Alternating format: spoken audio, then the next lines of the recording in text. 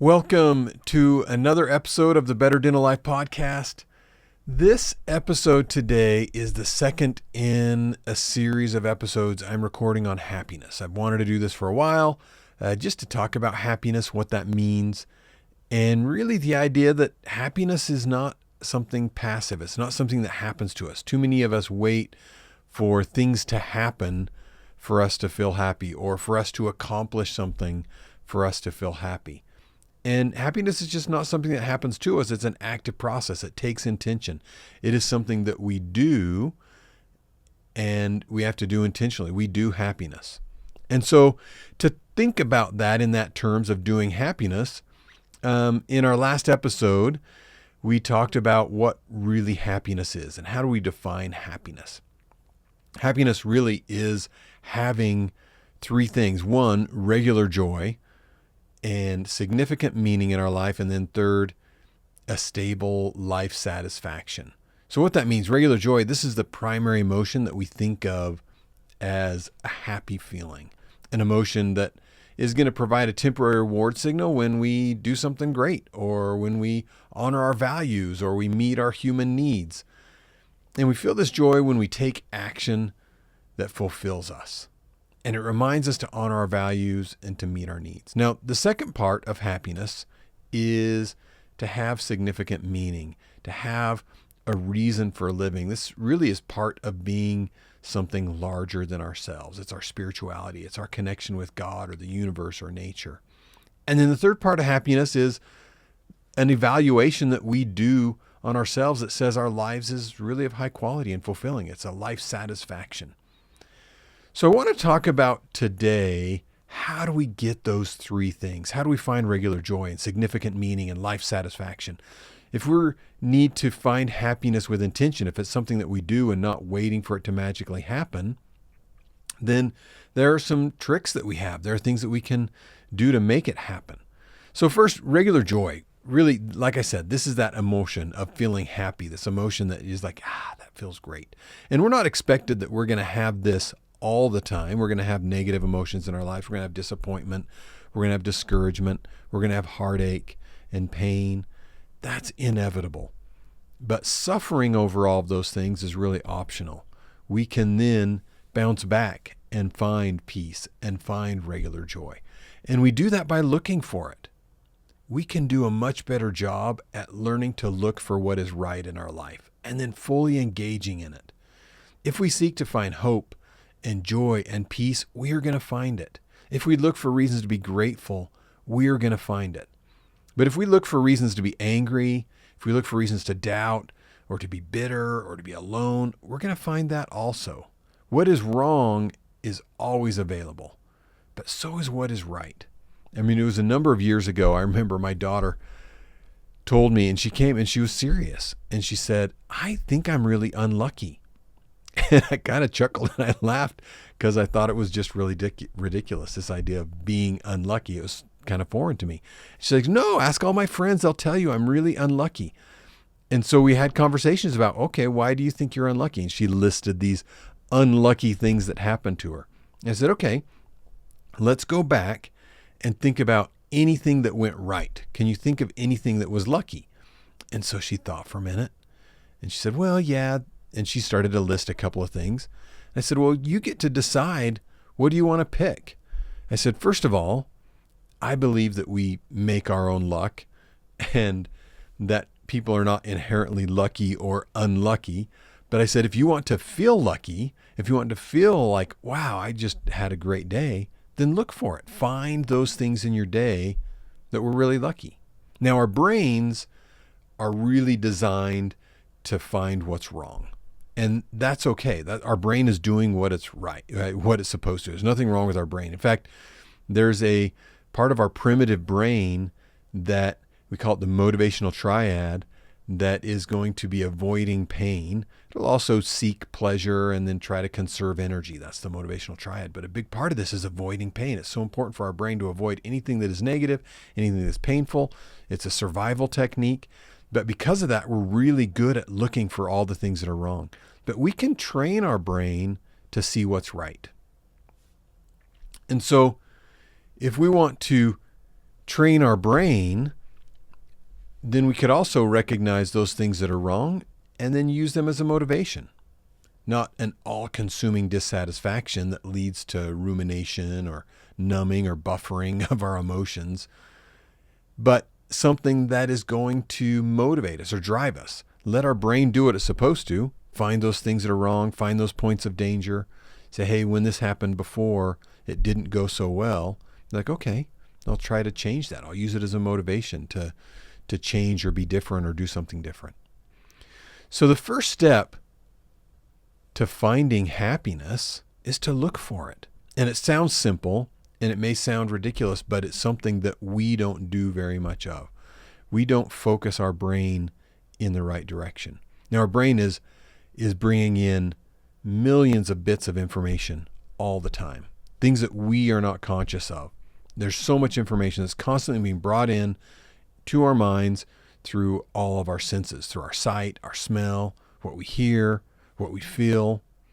If I told you right now, don't pay attention to your right foot, you're going to automatically pay attention to your right foot. You can't help it. As soon as I say, don't pay attention to that, your brain goes, what's going on with my right foot? And you'll think about it. What's the pressure of that foot? Is it standing? Is it pressing on the floor? Are you driving? Is it pressing on the gas? What's going on with your right foot? You're suddenly going to pay attention to it. And so if we want to try to tell ourselves what not to pay attention to, our brain's going to cue that up as important. And so when we think of things we don't want to have happen to us, our brain believes that's important. And so it's looking for all those wrong things, all those things that may be negative in our lives. But at the same time, we can train it to look for what is right. And it can filter out information. So we weren't paying attention to our right foot before because our subconscious brain said, this really isn't important right now. It's there, it's surviving, there's nothing majorly wrong, and so we're not going to pay attention to it. And it filters out all that information. And if it didn't, we'd go insane. It would be too much information that we're bringing in. So our subconscious mind is filtering for us. And in that filtering, it's going to go through some of our past experiences, some of our beliefs, and some of those things that are already built into us based on our history, not based on our brain, not based on us, but based on things we've thought before and believed were important. And then it filters that out and then gives it to our conscious brain to think about. So if we want to tell our brain to start thinking about what is going right in our life and to start focusing on those moments of joy and experiencing those moments of joy in the moment, we focus on it. We think about it.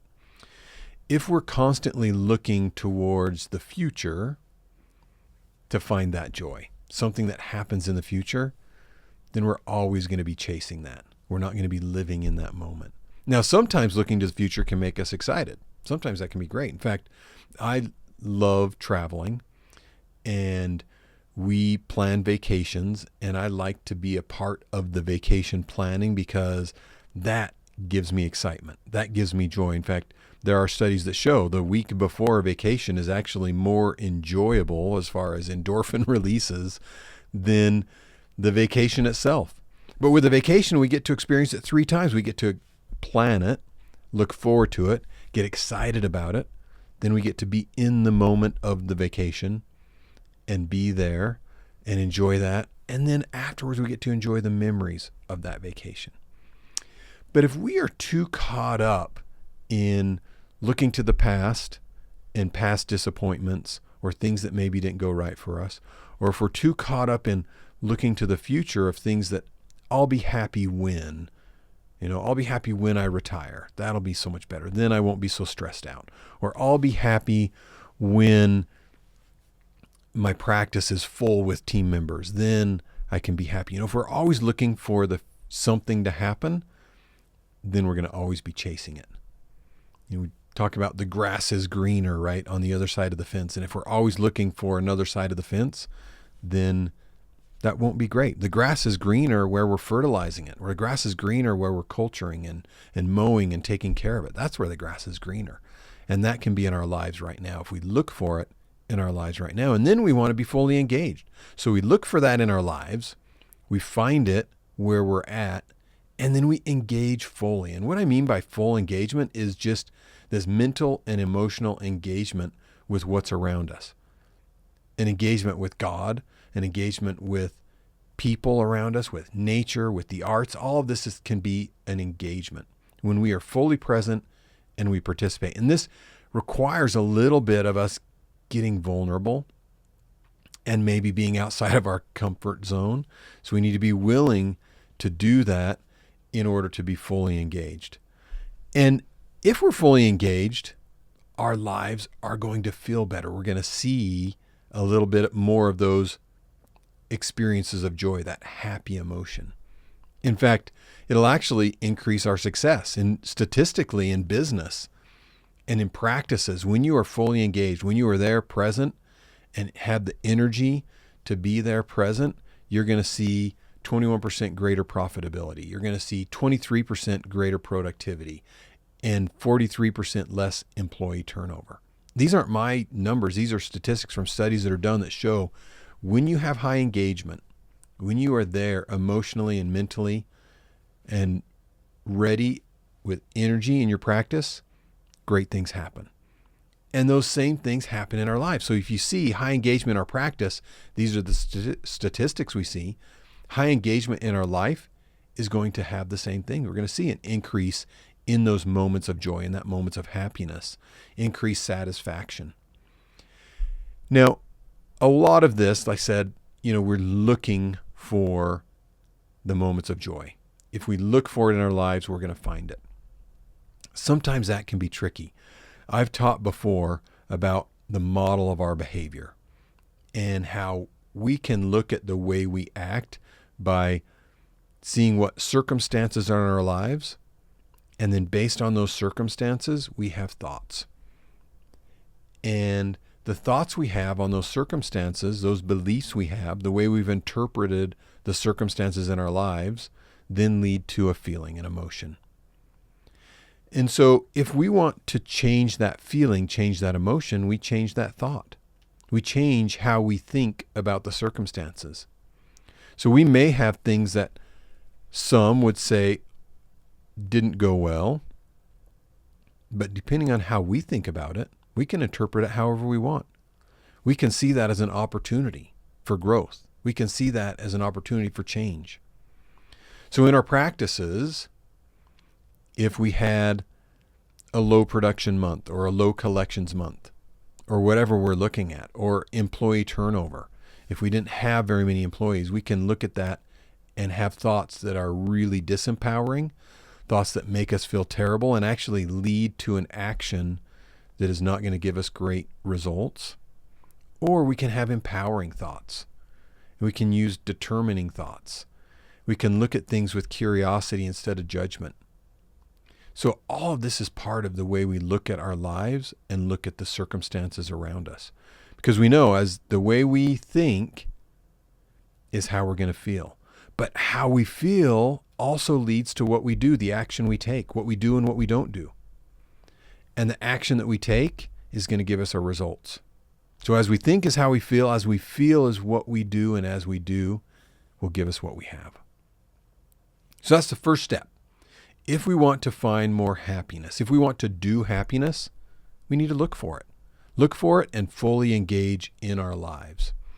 Now, the second step to finding happiness and living a fulfilling life, right? Not just those moments of joy, those moments of happiness, but the second step in just having a happier life is to find significant meaning in our lives.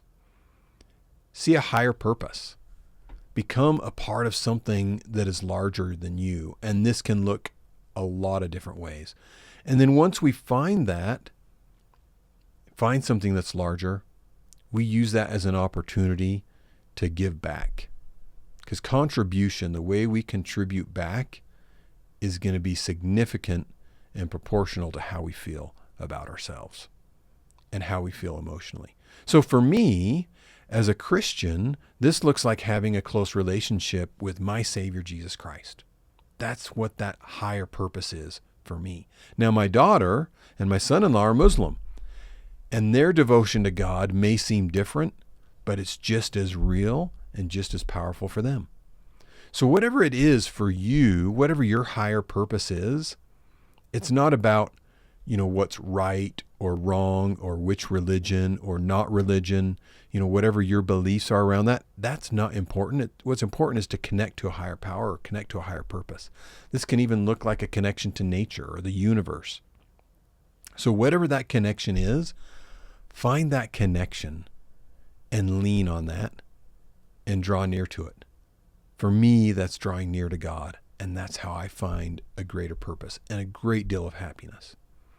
And then I can give back because of that connection. I can find opportunities to serve others and to bring joy to the people around me. It's from a young age, my mother taught me, and she was wise and knew and understood that if we're ever feeling down, the best way to get out of it is to serve other people. Get away from feeling bad about ourselves and find opportunities to serve others. So if we're feeling down, serve people around us. And that service can be our patients, but really valuable is if that service is to our team members. When we are committed to developing and serving our team members, when we're committed to loving them, then we're going to be a lot less disappointed in the little human mistakes that happen in the practice. We'll see the good that is in them, and we'll understand that they are doing the best they can with what they've been given. And when we come from that understanding, we come from that belief, we're going to find a lot more joy and happiness around it. Okay, so that's that second step, is defining significant meaning. And then third is to have a life satisfaction. This means that we evaluate our lives as high quality and as fulfilling.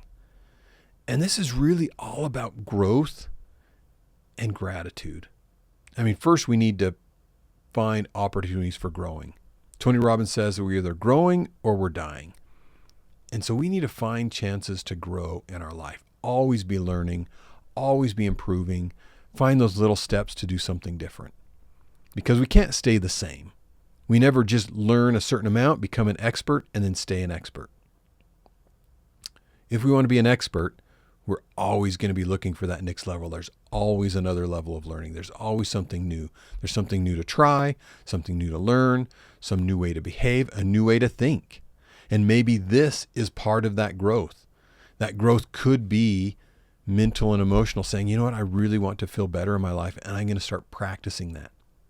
Because being happy, as much as I say, happiness isn't something that happens to us, right? It's not going to just hit us across the side of the face, smack us in the face, say, you're happy. It's something we do. It's an action we take, but it's also something that takes practice. So if happiness is part of our growth plan and what we want to do for growth, then we practice it. We intentionally write down those things that we want to do. We set goals around it and we exercise it. Now, I am a casual athlete. I've changed the way I think about myself. So oftentimes we use those phrases, I am, and then ... right? How do we fill in that blank? And we can fill it in a lot of different ways. We can say, I am a procrastinator. And if that's what we say about ourselves, we will become a procrastinator. Or we can say, I'm not a very good leader. Then we will become a pretty lousy leader. And those stories we tell ourselves, they become a part of our identity if we repeat those stories often enough. And so I've not in the past participated in a lot of organized sports. And so in the past, I'd always kind of considered myself as really a non-athlete, not being very athletic. And then in my 40s, I started doing a lot of very athletic things. Started cycling, I started running, training for triathlons, and I was hiking and climbing and mountaineering. And so I had all these things that I do, that I love to do, that I stayed really active with, and I'd always been active. I just thought I wasn't very athletic. So now I say I'm an athlete. So I wanted to clarify and let you understand, I'm not a professional athlete, but I consider myself an athlete now. And part of being an athlete, when I say I am an athlete, that means I need to eat right. That means I need to exercise and I need to train. So if I am an athlete, I need to be an athlete. I do the things that athletes do. And even though I'm not a professional athlete, even though my athletic events may be a casual cycling ride with some friends, I am an athlete.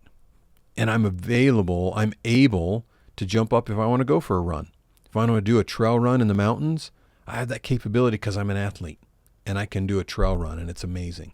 Or if I want to go hiking with my kids because I'm an athlete, I can do that. So that's become a part of my identity. And you can decide the same way, I'm a happy person. That's who I am. And that can become a part of your identity. The more you tell yourself and the more you repeat that, the more it becomes a part of your identity. And so if you are a happy person, then you want to do the things that happy people do. And happy people, they exercise their emotions to feel happy. They practice finding joy in their lives, and they look for joy in their lives, and they are fully engaged. They are all in. They are not just looking at the beach and looking at the water and thinking, that's pretty. They're going over and then not just dipping their toe in the water, they're jumping in. They're diving in the water. You are all in engagement. That's what happy people do. Happy people find significant meaning, and they have a relationship with either God or they find meaning in the universe, and they draw close to that relationship and serve other people. They find a way to give back. They find a way to bring joy in others around us. That's what happy people do. And then happy people have life satisfaction. They can look at their lives and find it as high quality and find it as fulfilling because they are constantly growing. And they also find it as high quality and find it as fulfilling because they have gratitude for it. Gratitude is that last piece of the puzzle of life satisfaction. And gratitude is something that I think we can all look and find a couple of things we're grateful for. But too often we focus on the things that have gone wrong. The things that are going wrong maybe in our previous day, maybe the things that have gone wrong in our current day, or maybe we have this list of things that have gone wrong in our life. And our current life has not met the model of the world that we had just mapped out for us. And so we want to change that story. We can rewrite the story. We don't have to believe the story we've told ourselves for years. It can be a completely different story.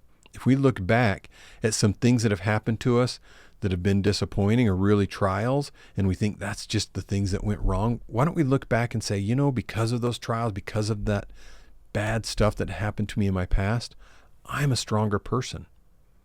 So not only look for the things that went wrong with that, but let's look for those things and how they made it right and all the good they did. And so if we went through some tough stuff, we're a much better person on the other end of it. So if we're going to blame our past for all the wrong, we need to blame our past for all the right as well. And look at life with gratitude. And there are a couple of exercises. If we're going to exercise and practice happiness, there are some exercises that we want to do on a daily basis that are going to start this gratitude. And the first is a morning gratitude ritual. I call this a ritual because this is something that you repeat, you do regularly, and you can have it even organized. And so when I go through my morning gratitude, and I do this in a couple of different places, in a couple of different settings, this can be, if you have a relationship with God, a chance to do this with prayer. If you want to find gratitude in another way, I often do this in the shower is a great time where I have my morning gratitude ritual. Or I do it while I'm running in the morning. And so however you want to do this, the way this looks is you're going to go through things in your life. And you're first going to start with the people in your life and specifically think about what you are grateful for, those people that are closest to you and your family. I'm grateful for my wife, Alyssa, because of how giving she is to me. And yesterday, she was so amazing. She made a point to come to the office and drop something off for me that I didn't know I'd missed. She brought me my lunch. I'm so grateful. Whatever it is, right? You think about what you're grateful for that individual. And then you go through your kids or your parents, those that are closest to you.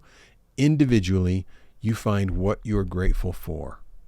I'm grateful for my youngest kid because, and you list those things in your mind, what you're grateful for. Why are you grateful for them that day?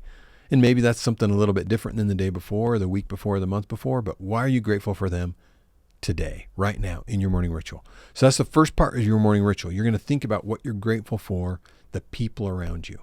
Then you want to specifically think about what are you grateful for about you, your past self.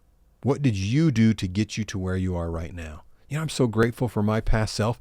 And think about and visualize your past self and say thanks. Hey, Mark from the past, thank you for working out so that I can be an athlete and that I can go run and I can go hike with my kids and I can go cycling if I want to.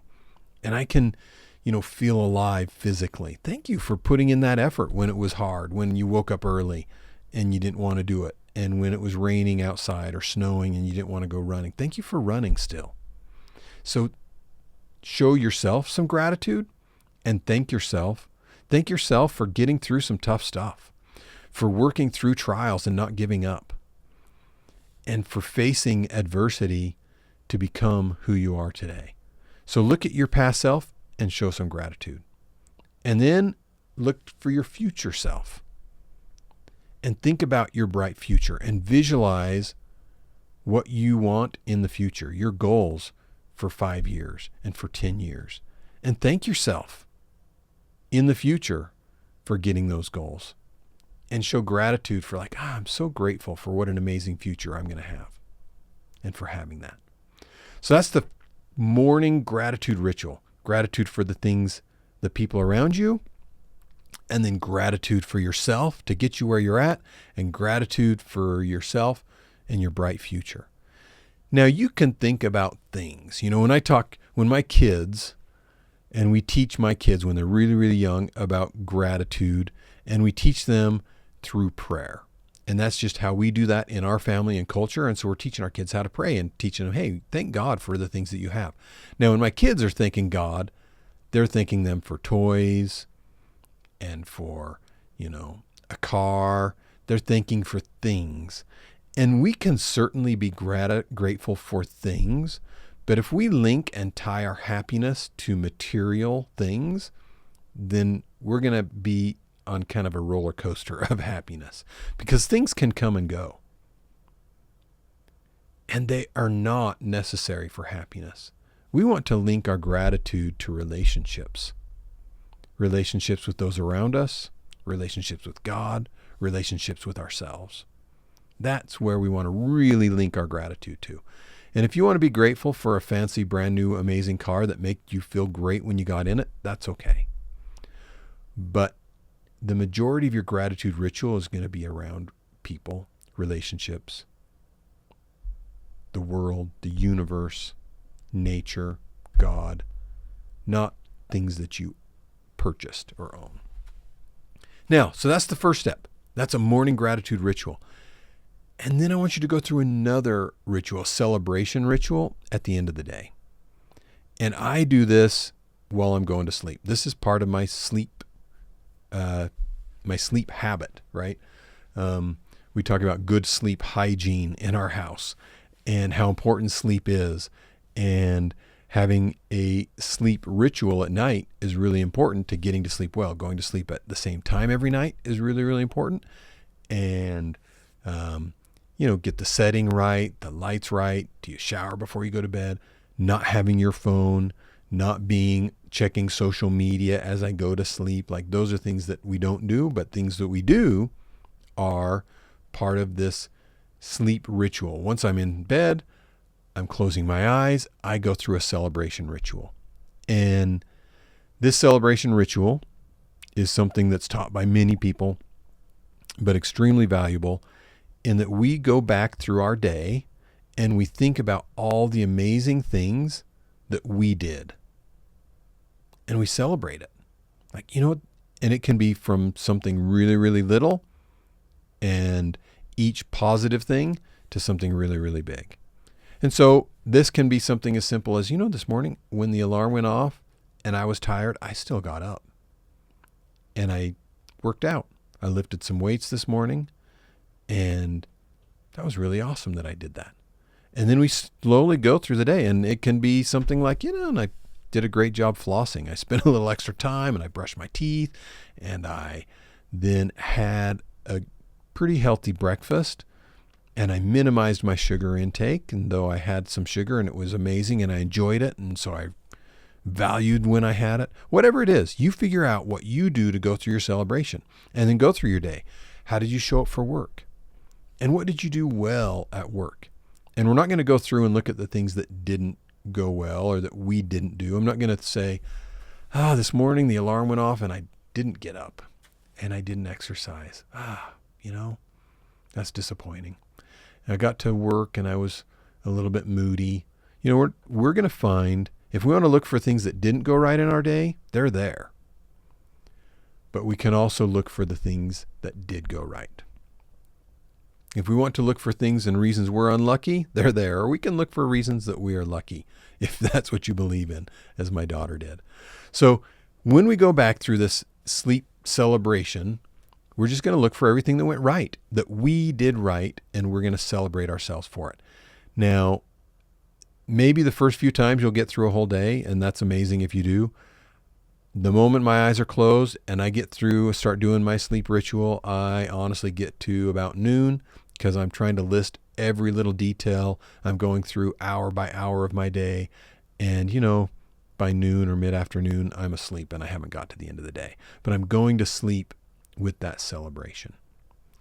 When we do that, when we find opportunities for growth and we find gratitude in our life, then we're going to evaluate our lives as high quality and fulfilling. We're going to have life satisfaction. So if we look back and kind of review, what are the steps and what are the pieces of happiness? If happiness is having regular joy, regular opportunities to feel happy, to feel good, we need to look for it. So step number 1, look for what is right in our lives and then fully engage in it. Go all in. Jump in the pool. Don't just dip your toes in the water. You fully engage in your life, fully engage in your practice, fully engage with the people around you. Be present. Engage in the conversations. Look your kids and your spouse in the eye and be there and be present and engage. Then we want to find meaning in something that is larger than us and give back, contribute, bring joy to the others around you. If you are ever in a slump, if you are ever feeling lousy, then serve someone else. And amazingly, serve somebody else without waiting for a thank you. Serve somebody else just because you want to serve them. Do it secretly. Don't even have to tell them. It could be your team members. Do something really amazing for them and you don't even have to say. You just find opportunities to give to those around you and be a part of something larger. And then lastly, if we want to find life satisfaction, we need to have areas to grow and we need to schedule time to feel grateful. I know these things sound kind of simple, but if you want to find more happiness in your life, then you schedule each of these in your calendar. Put it on your phone. Put reminders on your phone to look for what is right in your day. I have reminders on my phone for things that I want to remember that come up every day. They're things that I'm working on. They're things that I'm exercising. And if you want to find happiness, then put that reminder to pop up 3 times a day to look for what is right and to fully engage. And then remind yourself, schedule time to have a morning gratitude ritual and a celebration ritual when you go to sleep. Schedule areas in your life that you are going to grow. What are you going to work on? What are you growing on? What are you reading right now that's making you a better person or making you a better clinician? And then find meaning with something larger. Make that purposeful. Connect with God or something bigger than you in the universe and serve others around you. I know when you do this, you're going to find more happiness in your life. Okay, so we've talked about what is happiness? How do we find more happiness in your life? If this is all you listen to, it should change your life. If you do these things, it will change your life. Now, in the next couple episodes, we're going to talk about things that get in the way. In our next episode, what are the habits that we have that actually get in our way of doing these things, of experiencing happiness in these three ways, of finding more joy in our life and significant meaning and life satisfaction. Because there are things that we can do, maybe consciously or subconsciously, that get in the way of that. So that's what we're talking about in our next episode. And then finally, we're going to talk about adversity, facing challenges, and how do we do that and still find joy in the challenge. All right. We'll talk to you next time. Thanks for listening.